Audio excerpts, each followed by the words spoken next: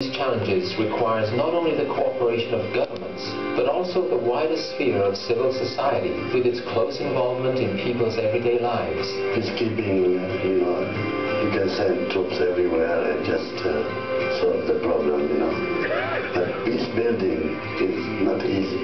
Maybe politicians can stop wars, but then ending a war doesn't end the seeds of conflict. Peace is not the absence of war. It is not a peace treaty. It is not a ceasefire. We need to create a culture of peace.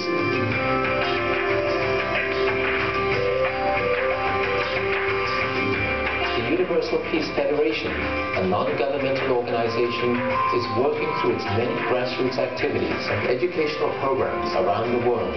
We want to try to understand, is there a fundamental cause which is at the root of all conflict? And I'm reminded of the expression, the heart of the human problem is the human heart. This organization has shown its desire to pioneer some innovative thinking and propose many worthwhile initiatives to advance peace. The UPF seeks to support the peace-building efforts of the United Nations through its three main initiatives. The first of these is to strengthen families. We feel that the family is the building block to build world peace, and without strengthening families, we cannot achieve this goal. Everything that you learn is inside the family, and if you learn happiness, if you learn love, if you're experiencing that, then automatically you're going to share that with whoever you meet outside of the family. Many of the UN MDGs are directly connected to the well-being of women and families. Any peace building in any country will start with mothers.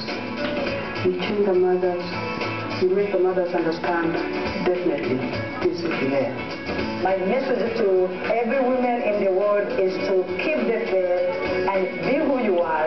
Make sure you do your choice, because we have freedom. We also emphasize the role of young people and convene programs that encourage responsible leadership to help secure a peaceful future. Educating our young men and women is the priority of priorities, because this is the generation that will take the mantle from the older generation, and it is the generation that will pass over the baton to the next generation.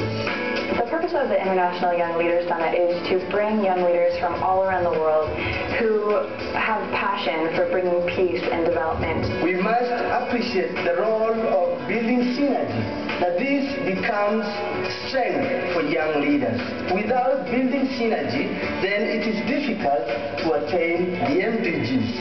I think it's about time that we came together as young people and just got involved in peace-building initiatives around the world.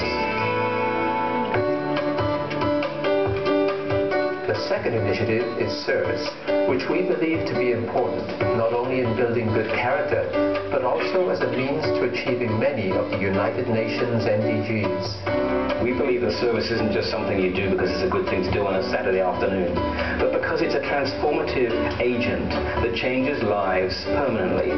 We came to clean Nairobi River around the Makati constituency because this area is highly polluted, and we wanted to involve the youth mostly. A lot of politicians went there, and I believe he's actually moved by what he saw, by the work that was going on. I think it's important for young people to be involved in service, because we ought to feel responsible for our generation. We ought to develop a culture of responsibility for things affecting us right now. We are developing a new generation who would say no to violence, who will say no to injustice.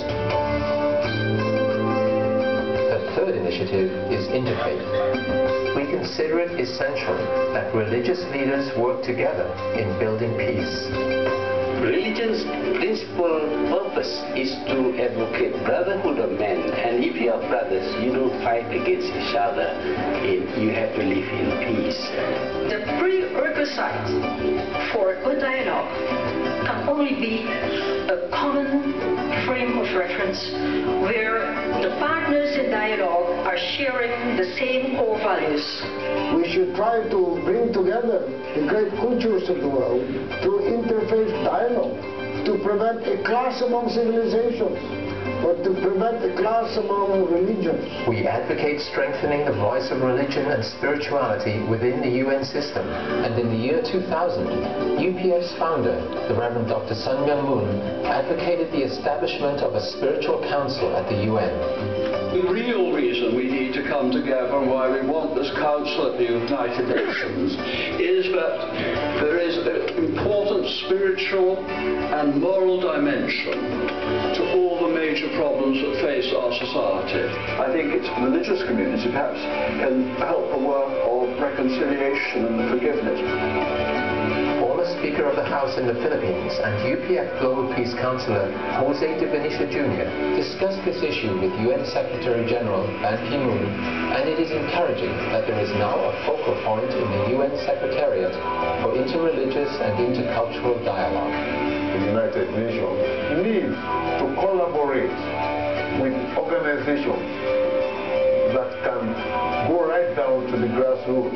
You can't deal with many of those conflicts by simply looking at the political side of it. You have to engage religious leadership in the discussion about how to solve these problems.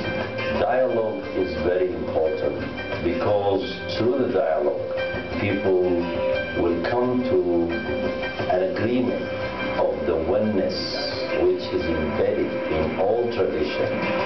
We have to move from dialogue to action.